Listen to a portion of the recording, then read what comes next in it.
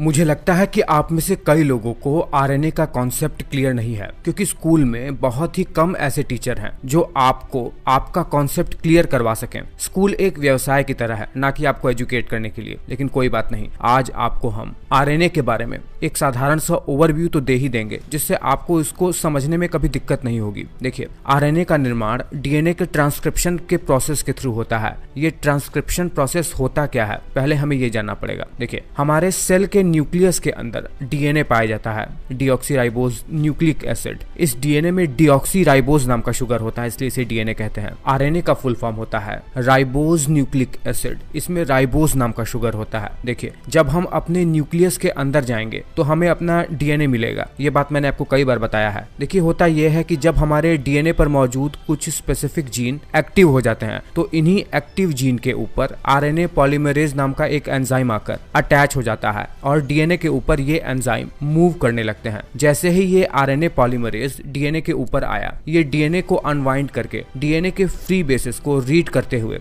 RNA का निर्माण करना शुरू कर देता है। डीएनए के ऊपर जो मौजूद कोड होता है वही निश्चित करता है कि निर्मित होने वाले आरएनए के ऊपर जो नाइट्रोजनस बेस के ऑर्डर होंगे वो किस ऑर्डर में अरेंज होंगे। बस अंतर इतना है कि आरएनए में थाइमीन की जगह यूरेसिल नाम का नाइट्रोजनस बेस होता है और बाकी के एडेनिन, गुआनिन, साइटोसिन सेम वैसे ही रहते हैं जैसे डीएनए में होता है। देखिए, इस प्रोसेस को जिसमें डीएनए के थ्रू आरएनए का निर्माण हो रहा है, इसे ट्रांसक्रिप्शन कहते हैं। इससे पहले कि निर्मित हुआ आरएनए न्यूक्लियस से बाहर निकले अपने फंक्शन को परफॉर्म करने के लिए, उसके ऊपर कुछ प्रोसेसेस होते हैं। कुछ व्यर्थ के पोर्शन जो आरएनए में बन गए हैं उन्हें कट करके दोबारा से आरएनए को जोड़ा जाता है और फिर अब प्रोसेस हुआ आरएनए न्यूक्लियस से बाहर निकल पाता है। देखिए, आरएनए में केवल एक स्ट्रैंड होता है, वैसे नहीं जैसे डीएनए में 2 स्ट्रैंड होता है। ये स्ट्रैंड भी फॉस्फेट शुगर के मॉलिक्यूल से बना हुआ होता है और इसके ऊपर नाइट्रोजनस बेस के मॉलिक्यूल ऐड रहते हैं। और अब आते हैं मेन बात पर, डीएनए से बना आरएनए कितने प्रकार का होता है और अलग अलग आरएनए का हमारे शरीर के अंदर फंक्शन क्या क्या है, ये भी तो हमें जानना जरूरी है। देखिए, सबसे पहले आपको ये बता दें कि हमारे सेल में मौजूद आरएनए 3 प्रकार का होता है। ये 3 प्रकार का आरएनए है मैसेंजर आरएनए, जिसे एमआरएनए के नाम से भी जानते हैं, ट्रांसफर आरएनए जिसे टीआरएनए के नाम से भी जानते हैं, और राइबोसोमल आरएनए जिसे आरआरएनए के नाम से भी जानते हैं।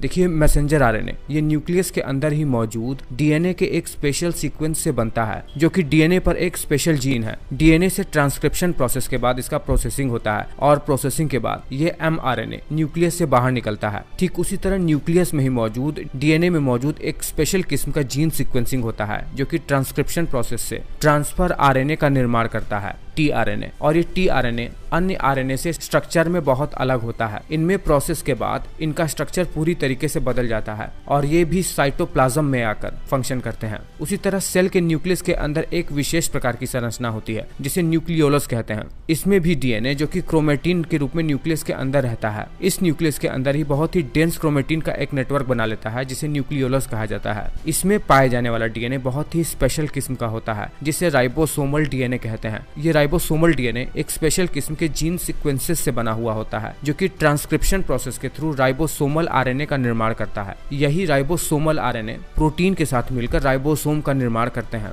जो कि प्रोटीन के निर्माण में बहुत ज्यादा आवश्यक है। देखिए, अब ये तीनों आरएनए मिलकर काम कैसे करते हैं। तीनों आरएनए सिंथेसिस होकर जब न्यूक्लियस से बाहर निकलते हैं तो होता यह है कि सबसे पहले राइबोसोम, जो कि राइबोसोमल आरएनए से मिलकर बना हुआ है, वो मैसेंजर आरएनए के ऊपर अटैच हो जाता है और फिर ट्रांसफर आरएनए, जो भोजन के थ्रू हमने अमीनो एसिड लिया था, प्रोटीन के छोटे छोटे मोनोमर्स अपने ऊपर अटैच करके राइबोसोम और एमआरएनए के ऊपर आकर दोनों के साथ कंबाइन होकर नीचे एमआरएनए के कोड को रीड करता है और प्रोटीन को उसी के अकॉर्डिंग सिंथेसिस करता है, यानी अमीनो एसिड को एक निश्चित अरेंजमेंट में अरेंज करता है जैसा एमआरएनए में नीचे कोडिंग हुई होती है। और इस प्रकार से हमें हमारे काम का प्रोटीन मिल जाता है। जैसी हमारी जेनेटिक्स होती है, ठीक वैसा ही प्रोटीन हमें मिलकर हमें प्राप्त होता है। मैं उम्मीद कर रहा हूँ कि आपको आरएनए का कॉन्सेप्ट क्लियर हो गया होगा, कम से कम शब्दों में। आप ये बात मुझे नीचे कमेंट करके जरूर बताइएगा।